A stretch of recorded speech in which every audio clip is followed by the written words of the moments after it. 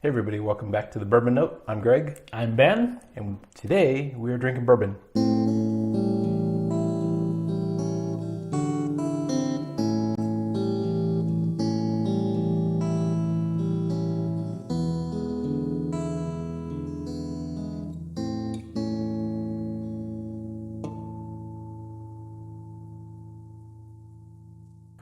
We have a Wild Turkey product that I really, really like. This is Longbranch, which is a partnership between Wild Turkey and Matthew McConaughey, the actor.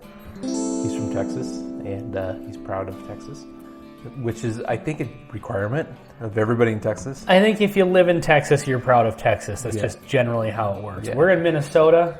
I mean, we're proud of Minnesota. Yeah, but it's. I mean, Texas is like... It's a religion. Yeah.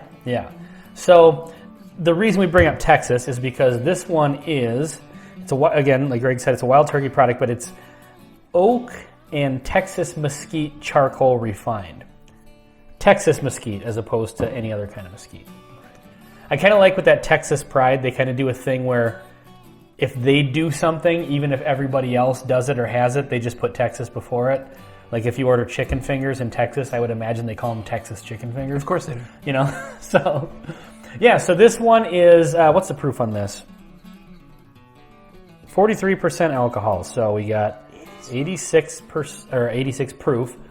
And so this was, I think, what was it? Matthew McConaughey became the creative director for this. I watched a little snippet of a documentary or something. I did too.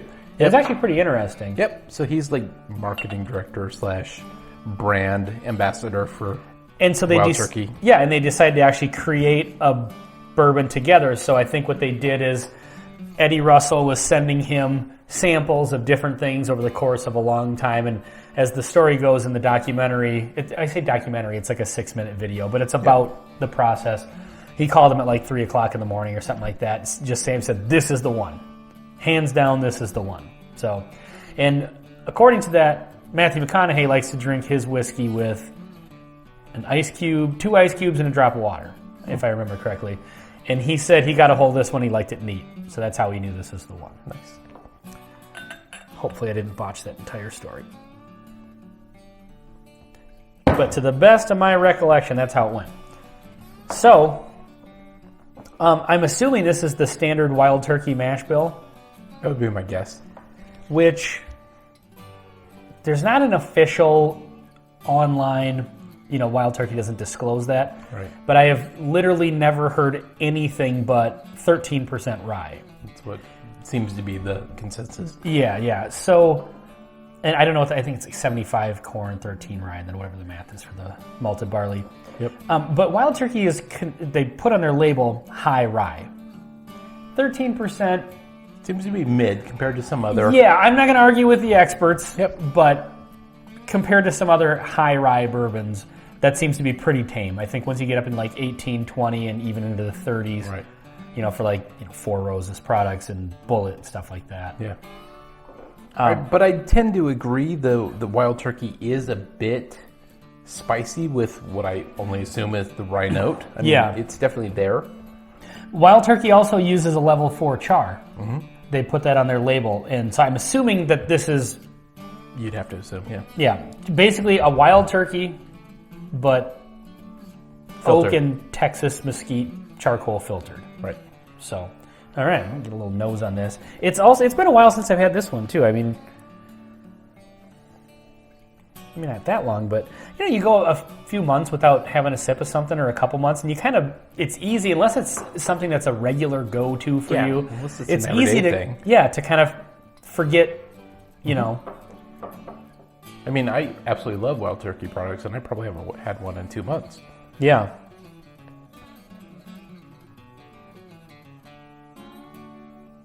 Boy, it could be power of suggestion just from the label, but you really do kind of get that. I get something, and it's hard to describe, but there's absolutely a note that I'm noticing that... Well, I'm picturing in my head like mesquite chips that you would use in like a smoker or something. Sure. And like I said, power of suggestion because it's on the label, but it does seem like it's there. There's definitely a kind of a dry, woody note to it. Yep. but it's got that kind of darker richness of a wild turkey product. What I'm trying to get, but I haven't got yet, is the campfire. I don't have like the campfire note yet. Do you typically get that from this? No. Or from other like charcoal filtered whiskeys, like I haven't. a Jack Daniel's product or something like that? I definitely haven't with Jack Daniel's either. Okay. But I would expect it, but I'm not yet. Yeah, I don't think I've gotten that on really anything but scotches, like peated scotches with the smoky note. All right, I'm going in for the palate here.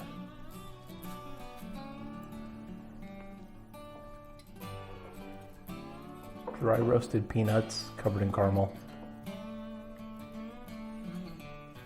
Again, that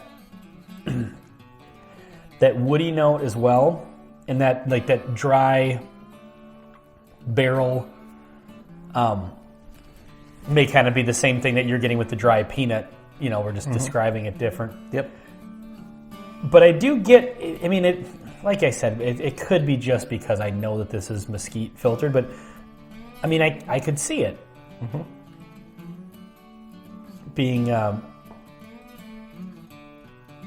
kind of prominent. There's definitely a dryness to it, and I don't mean that in a bad way. Some bourbons kind of have, like you said, a dry roasted peanut. The dry doesn't necessarily mean like a mouthfeel or like it evaporates right away and it's a dead finish or anything like that. Sometimes that dryness, for me anyway, is just kind of like a nice kind of sharpness. Yep. You know what I mean? Yeah. And again, that also could be perceived as a bad thing, but it's not. I don't mean that as a bad thing at all. Just a good, like a nice hard edge to a good note. Yeah. I guess is what I'm long-windedly trying to say. But yeah, this definitely has it's definitely different than a standard wild turkey, for sure. I would agree. It's noticeably different. There's a lot of things, and this is a hard way maybe of describing it, but there's a lot of things it's not. Like, it's not sweet.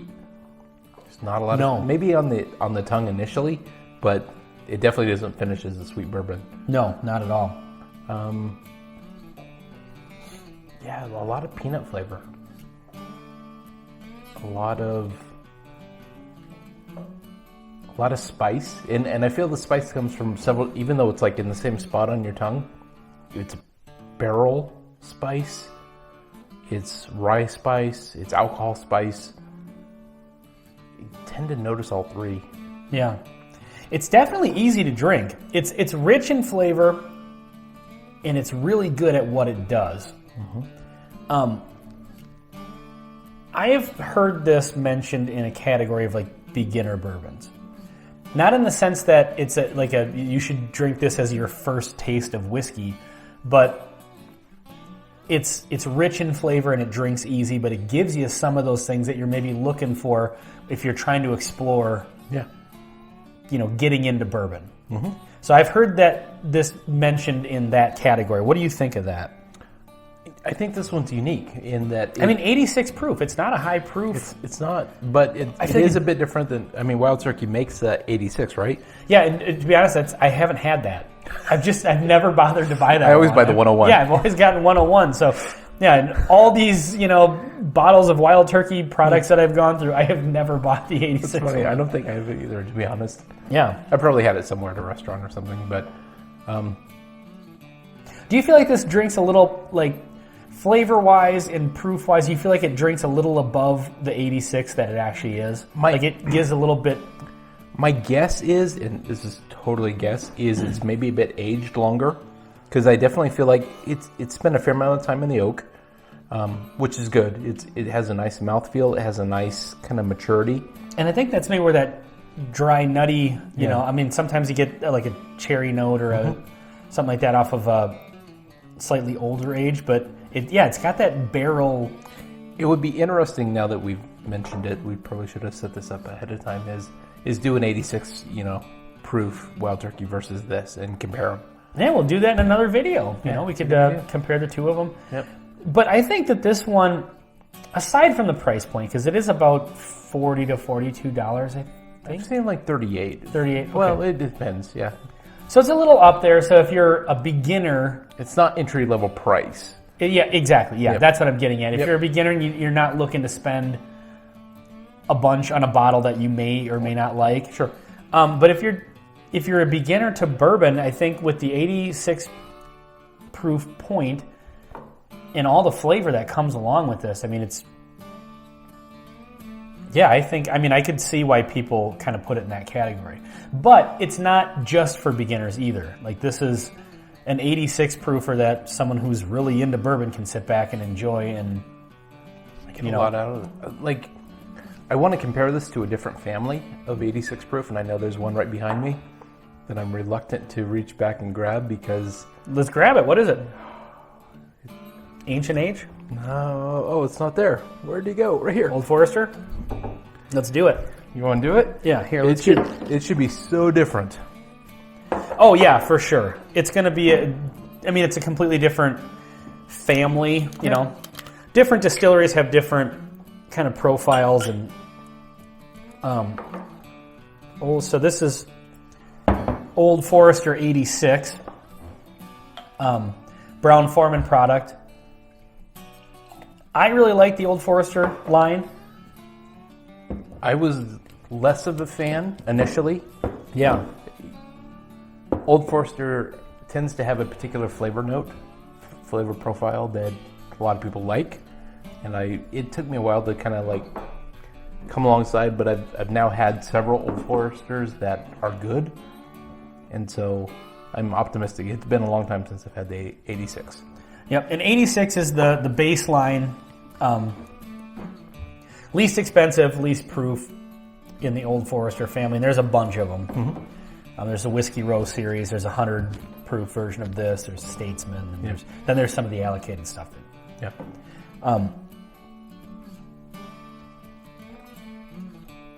But with Old Forester, a lot of people get a banana note out of it. That's kind of the common go-to thing. I hate banana in any way, shape, or form. Even banana bread? I hate everything about the fact that bananas even exist. I hate the smell, I hate the taste, I hate everything but I love Old Forester products. See, that's funny because I absolutely love banana bread. I don't care for bananas, and I really don't like artificial banana flavoring. That's the worst. But love banana bread, well-made banana bread.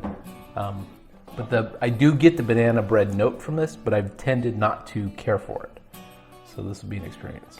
And I don't get the banana quite as much, but even on some bourbons that I've tried that have gotten a bit of banana, I actually like it for some reason. So that's crazy. Boy, we should have left a little bit of the Longbranch in our glasses. Oh. I mean, I suppose it's not too late. We can always put them back there. This is one of those ones that has a nice, dark sort of flavor note, getting into that like molasses category. We've talked about that in other reviews. Are you getting the banana on this one? I get a fruity note, but it's just like a sweet fruit. It's nothing more specific than that. I'm going to hold these up and see if there's It sure looks like the Old Forester has been aged longer. a little darker, yeah. Not a whole lot, though. When you put them up against the light, and you probably can't see this on camera, but Right. I mean, not a ton, but well, actually, you know what? They're pretty close. Old Forester probably doesn't use a level 4 char. I don't think that's very common. But this one is just Old Forester products in general just have that dark, rich note that I really like.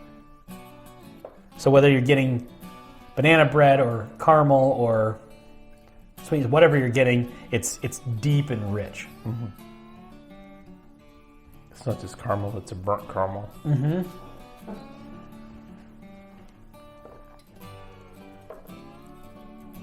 Yeah, that's completely different. Wow, so different. It's a lot lighter and airier. I would think it would be easier to drink just off the top. I was going to say this one, you said lighter and airier, and I agree. What I was going to say is this one while it has a lot of flavor, because it does have a lot of flavor, yep. It's just a little bit thinner. Like this is a little more rich and refined and kind of balanced.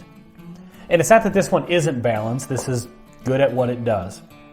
You know, I just figure like if these were two highways, this would be like a 1 or 2 lane, and this is maybe a 3 or 4 lane. You know, like there's a little bit more going on here, and this is just kind of like what it is. I feel like there's more like floral notes.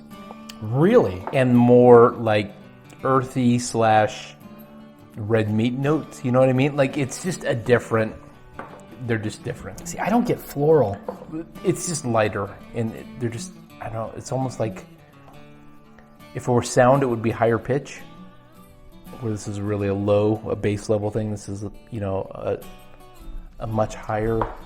Yeah, it's interesting you say that because I was thinking about this actually earlier today, where when you take one product from like say this Wild Turkey product versus 101 or versus a different thing, or even one distillery versus another, sometimes it's like listening to the same song but on a different EQ. Yeah, exactly. Or on a different thing. Like sometimes it's like listening to it on a laptop speakers, and sometimes it's like listening to it with noise canceling headphones.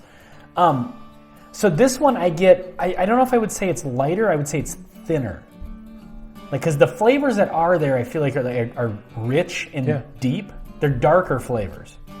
So this is a nice sound system. This is laptop speakers. I don't know if I go laptop speakers, but not, definitely this is much more refined and balanced and much more rich. This is also $22. This is $42. So there's that. There's that. So maybe we do these, and then in a different video we do the 100 proof versus Wild Turkey 101. That's a good idea. Yeah. But this one, getting back to the topic of the review, I would say it's definitely, whatever they did with the filtering is there for sure. It's not just a gimmick. It made a difference. So yeah, I think this is I would recommend this. It's a little expensive, but it's unique. It is, yeah. It's if you like Wild Turkey products, this is just a kind of a branch off of those. Because with the other Wild Turkey products, they're kind of within the same wheelhouse, It's the same mash bill, just different proof points. Yeah, which a lot of bourbons are. But this one, the fact that they did something different with it kind of takes a product you already like and kind of sends it down a different road. This may be one of the few, and I don't know, I could be totally wrong about this. It seems like the way to improve your whiskey is to increase the proof point. And if you pick Old Forester as an example, they get really good, but they get better with proof. Yes. Age and proof. Yep. Very rarely do we see any bourbon get unique and stay lower on the proof. I mean, 86 is kind of lower. That is a bit unique. That's a good point. And yeah, I think we're kind of saying the same thing is the fact that like what they did with this did make a difference. I mean, it made a difference in the flavor. Because 86, I mean, that's Jim Beam white label. Yeah. That's Evan Williams black label, I think. I mean, that's a standard, entry level proof whiskey, and there's definitely a lot more going on there. Yeah, to be honest, if you just look at the price, this could be actually a really expensive 80-something proof bourbon. Yeah. If you think about it, by the time they get to this price, they should be in the 90s or 100. Yeah. For the most part. But this one's unique. It is. So I think with what you're paying for is the uniqueness of it. Oh, totally. And that's what you're looking for with any bourbon. Yeah, that's the fun part about drinking bourbon. They all taste similar until they don't. And what you want is something that's actually unique, something you pull out that really has a unique note.